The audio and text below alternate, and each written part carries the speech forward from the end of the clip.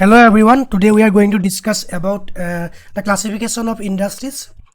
An industry is a collection of businesses linked by their core activities existing solely to produce or distribute goods and services. There are four main characteristics of industrial activities. First of all, capital investment, then production and distribution, and market consumption and profit generation.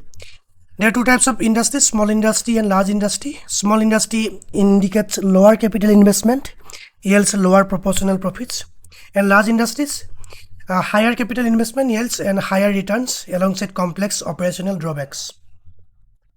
The linear progressions of the production cycle: primary industry, secondary industry, and tertiary industry. Primary industry, the first stage, extracts natural resources to supply basic human necessities. Secondary industry, the processing stage, refines crude natural resources into raw materials or finished goods. Then tertiary industries, the service stage, provides intangible logistical, financial and knowledge support. Industries are bundled into these broader divisions, that means sectors, based on their specific functions within the unified production cycle. First of all, primary industry extracts and cultivates. There are some characteristics like uses renewable natural resources as inputs, for example soil, water and sunlight.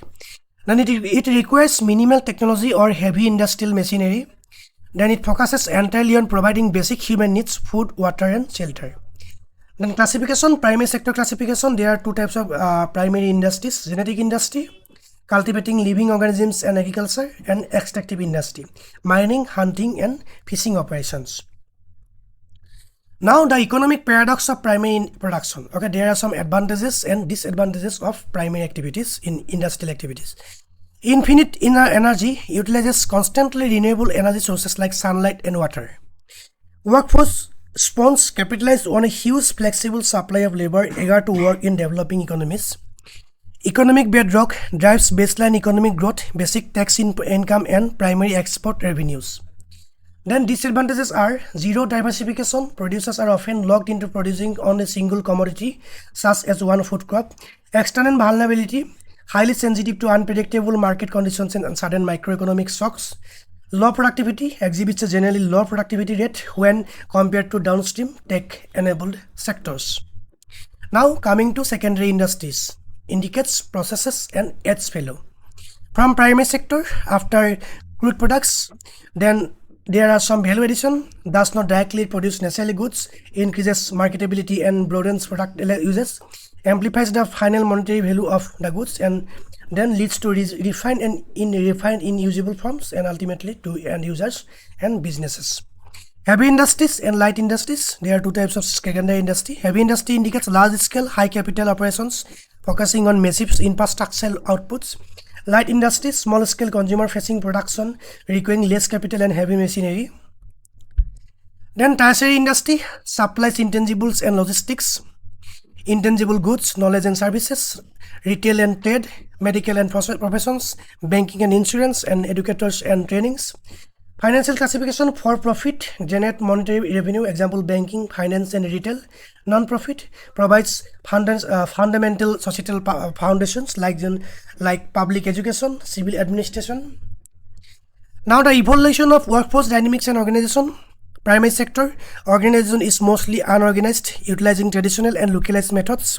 Workforce profile employs a massive proportion of workers in developing nations like India, contrasting sharply with developed nations. Secondary sectors organization, better organized, utilizing efficient manufacturing units and huge international corporations.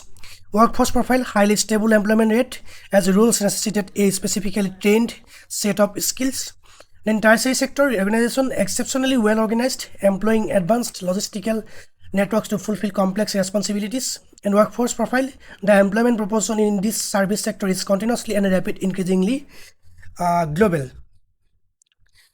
Now there's a comparison matrix, grand synthesis diagnostics comparison, primary, secondary and tertiary. In terms of core functions, primary provides goods using raw natural materials and methods and entities. Transitional methods, most unorganized. Output type, tangible essential, food and resources. Classic example, agriculture, forestry and fishing, mining. Secondary activities, in terms of core function, increases utility by converting one good into another.